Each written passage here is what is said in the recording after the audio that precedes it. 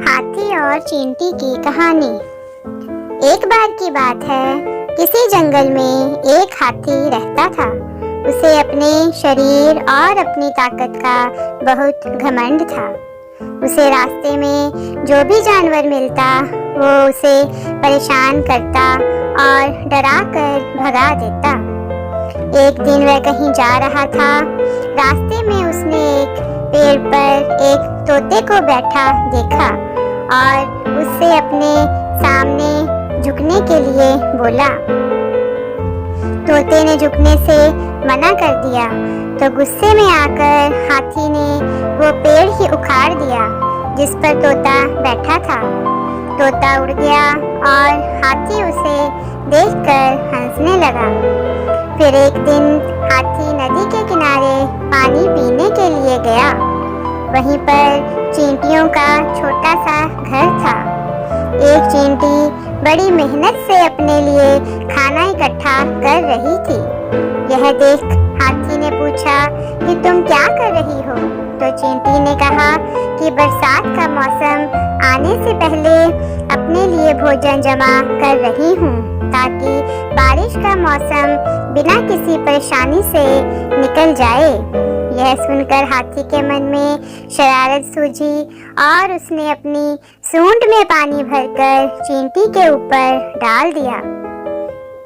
पानी से चींटी का भोजन खराब हो गया और वो पूरी भीग गई। यह देखकर चींटी को बहुत गुस्सा आया और उसने घमंडी हाथी को सबक सिखाने का सोचा। फिर एक दिन चींटी को मौका मिल गया कि वो हाथी को सबक सिखा सके। हाथी भोजन करके हरी घास पर सो रहा था।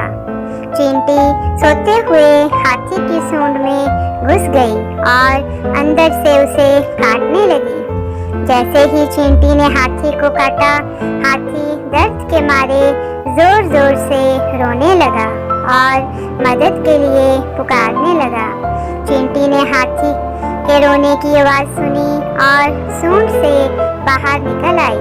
हाथी उसे देखकर डर गया और अपने किए की माफी मांगी।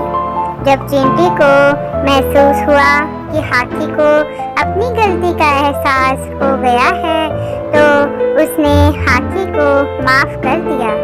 हाथी अब बिल्कुल बदल गया और उसने वादा किया कि अब वो किसी को नहीं सताएगा और दूसरों की मदद करेगा। इस कहानी से हमें यही शिक्षा मिलती है कि हमें अपनी ताकत पर कभी घमंड नहीं करना चाहिए। अपनी ताकत के जोर पर दूसरों को परेशान करने की जगह उनकी मदद करनी चाहिए। धन्यवाद। अगर आपको ये कहानी अच्छी लगी है तो कृपया इसे लाइक और शेयर करें और अगर आप इस चैनल पर नए हैं तो सब्सक्राइब करें। धन्यवाद।